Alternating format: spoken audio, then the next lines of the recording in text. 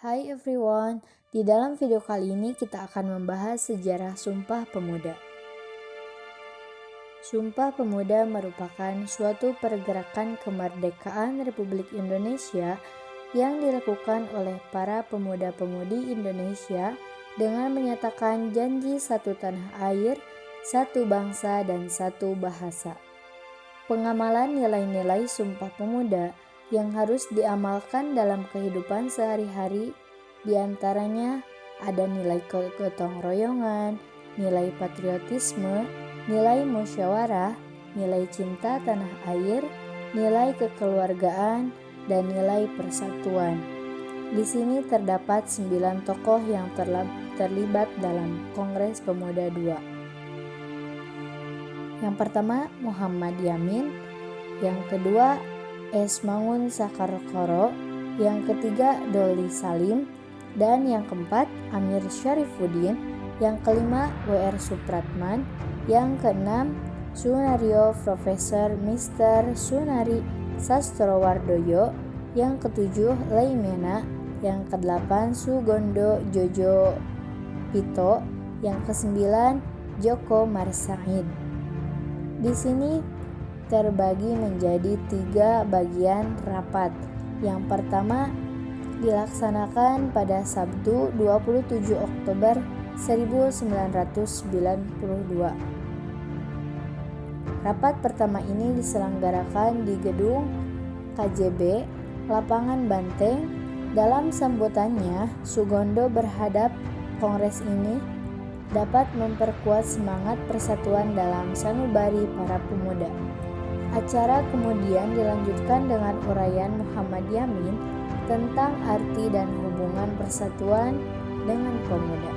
Menurutnya, ada 5 faktor yang akan memperkuat persatuan Indonesia, diantaranya sejarah, bahasa, hukum adat, pendidikan, dan kemauan. Dan yang kedua, rapat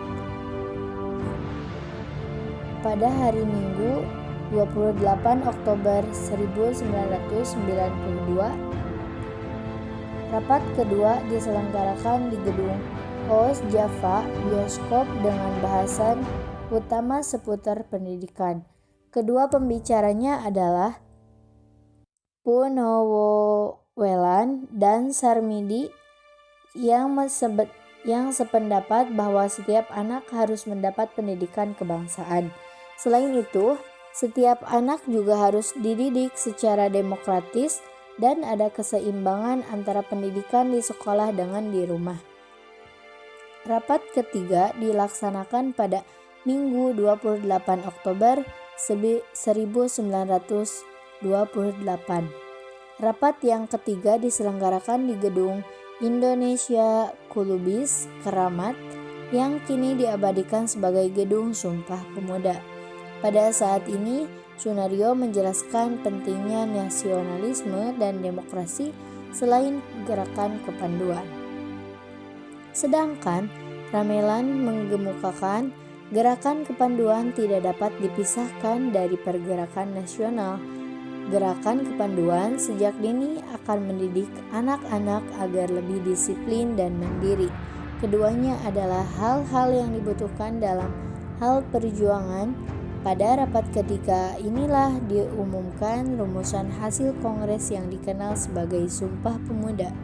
Oleh para pemuda yang hadir, rumusan itu diucapkan sebagai Sumpah Setia. Sebelum kongres ditutup, W.R. Supratman menampilkan lagu ciptaannya Indonesia Raya yang mendapat sambutan meriah. Di sini ada struktur panitia Kongres Sumpah Pemuda II pada tanggal 27 sampai 28 Oktober 1928. Kongres Pemuda II diselenggarakan di Weltevreden oleh panitia dengan susunan sebagai berikut.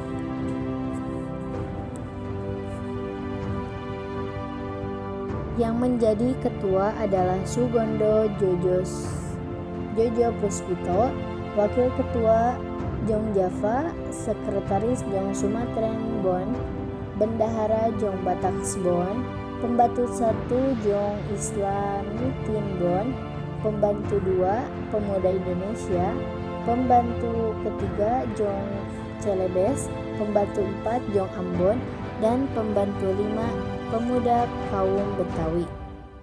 Berikut ini adalah isi dari Kongres Sumpah Pemuda II tanggal 28 Oktober 1928.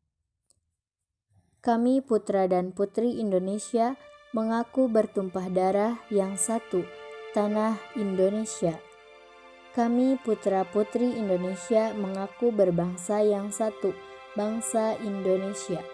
Kami putra dan putri Indonesia menjunjung bahasa persatuan, bahasa Indonesia. Makna-makna Sumpah Pemuda. Sumpah Pemuda memiliki cerita sejarah dan tujuan yang sakral bagi bangsa Indonesia.